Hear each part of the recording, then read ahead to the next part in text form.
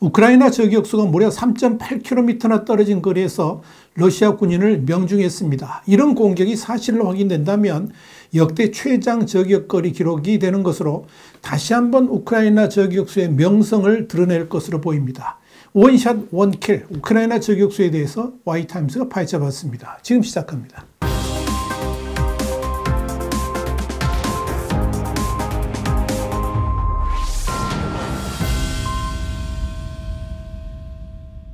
우크라이나 현지 매체인 키이브 인디펜던트는 현지 시간으로 19일 우크라이나 보안국 그러니까 SBU 소속의 저격수가 3,800m 떨어진 거리에서 적군을 사살했다라고 밝혔습니다.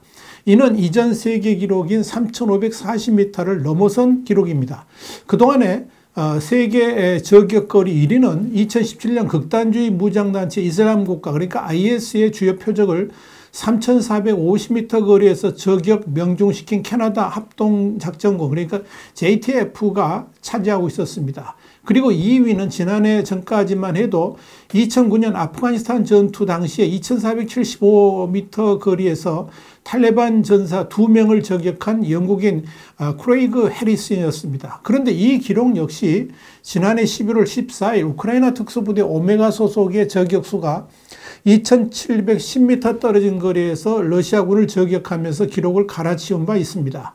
이로써 우크라이나 특수부대가 세계 최장 저격거리 1위와 2위를 모두 차지하는 기록을 갖게 됐습니다. 이번에 새롭게 작성된 이 3,800m의 저격거리는 서울역에서 한강철교 북단에 서 있는 표적을 맞춘 셈이 됩니다. 그만큼 놀라울 만한 기록이라는 의미입니다. SBU가 이 X 그러니까 트위터 등을 통해서 공개한 영상을 보면 확대돼 가지고 흐릿하고 흔들리는 화면 속에 3명의 병사가 보이는데 그중 1명이 총격을 받은 듯 쓰러지고 뒤에 있던 2명이 놀란 듯 몸을 숙이는 모습이 담겼습니다. 여기에 대해서 SBU 측은 저격수가 놀라운 거리에서 효과적으로 작전할 수 있는 탁월한 능력을 선보였다 그러면서 이 SBU 저격수는 성공적인 사격으로 세계 기록을 세웠다. 이전 세계 기록을 약 260m나 깨뜨렸다라고 밝혔습니다. 한편 이 SBU 저격수는 우크라이나에서 자체 제작한 호라이즌 로드라는 총을 사용한 것으로 전해졌습니다. 이 소총은 공식적으로 알려진 유효 사거리가 2.5km이고 석을 펼친 소총의 길이는 182cm에 달한다고 합니다. 이 소총은 산악지역, 사막 및 기타 접근하기 어려운 작전 지역에서 효과적으로 작전을 수행할 수 있도록 설계된 것으로 알려졌습니다. 이와 관련해서 SBU 측은 이 보안국 특수요원이 우크라이나 제작된 소총을 사용해서 기록을 세웠다는 점은 매우 의미가 있다라고 덧붙였습니다. 이 우크라이나군의 저격부대가 세계 언론의 주목을 받은 것은 러시아가 우크라이나를 침공한 지 한 달여 만인 지난해 4월 이 우크라이나 당국이 러시아의 장성급 지휘관 7명을 사살했다고 주장하면서부터입니다. 당시 우크라이나 국방부는 우리 군은 러시아 야코프 라잔체프 중장, 한국의 소장급인데요. 이를 사살했다고 밝혔습니다. 우크라이나 전쟁에서 사망한 2번째 중장이라면서 러시아군의 장성들이 우크라이나에서 불명예스러운 죽임을 당하고 있다라고 밝힌 바 있습니다. 라잔체프 중장은 이 러시아 남부군구 제49 연합군 사령관이었습니다.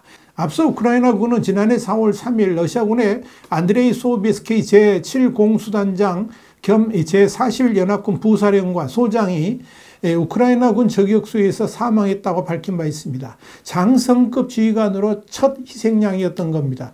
이후 하리키우 전투에서 비탈리 게라시모프 제41연합군 참모총장을 비롯해서 4명의 러시아 지휘관들이 연이어 우크라이나 특수부대에 의해서 사살당했습니다. 이로써 우크라이나전에 투입된 러시아 장성 20명 중 3분의 1 이상이 사망하는 치욕적 결과를 전쟁 초기에 나왔던 겁니다. 이 밖에도 우크라이나 국방부는 지난 4월 우크라이나 저격병에 희생된 러시아의 사단장이 13명이고 장성이 20명이 넘는다라고 주장했습니다. 이와 관련해서 블라디미르 젤렌스키 우크라이나 대통령의 측근은 월스트리트 저널에 우리 군은 러시아 고위 지휘관들을 전담으로 하는 특수부대를 별도로 운영하고 있다 그러면서 이들은 러시아군의 유명 장군과 조종사, 포병 지휘관의 모든 정보를 가지고 있으며 이 부대는 러시아군의 통신 장비 등을 감축해서 고위장교의 위치를 파악하고 저격이나 포격 등으로 공격한다라고 말했습니다. 이렇듯 우크라이나의 저격 부대는 그 명성이 자자합니다. 사실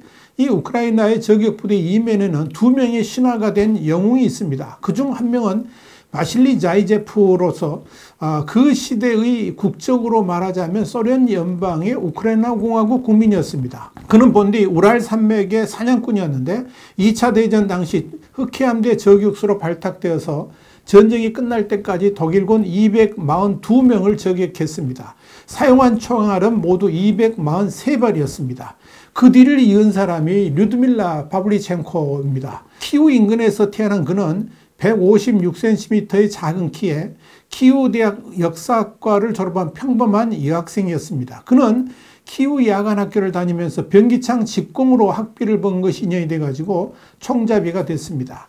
2차 대전이 일어나자 그도 당연히 징집돼서 간호병이 되었으나 그의 경력을 보이면서 저격병이 되기를 자원했던 겁니다. 파블리첸코가 저격병에 응모한 것은 사랑하는 남편이 독일군에 사살된 원한과도 무관하지 않습니다. 그는 1940년에 오데사 전투에서 187명을 저격한 것을 시작으로 세바스폴 전투에서 대공을 세웠는데 그가 복무 중에 저격한 독일군은 모두 309명이었습니다. 물론 이 숫자에는 그가 교전 중에 사살한 적군의 숫자는 포함되지 않았습니다. 이로써 그는 죽음의 숙녀라는 별명을 얻었습니다. 바로 이 두 사람, 그러니까 자이체프와 파블리첸코는 종전과 더불어서 우크라이나 저격학교의 교관이 되었고 후배들을 양성했던 겁니다. 중요한 것은 훌륭한 저격수란 단순하게 훌륭한 사수만을 의미하는 것은 아니라는 점입니다.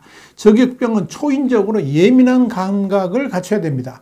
시력은 새삼 이야기할 것도 없습니다. 기온, 풍향, 풍속, 강우량을 포함한 습도, 또 기압, 안개의 농도, 또 구름에 의한 이 태양의 밝기와 방향, 탄적이 그리는 포물선의 각도, 적과 자신과의 거리를 목측하는 능력 등을 동물적 육감으로 갖춰야 됩니다. 여기에 강인한 체력은 기본이겠지요.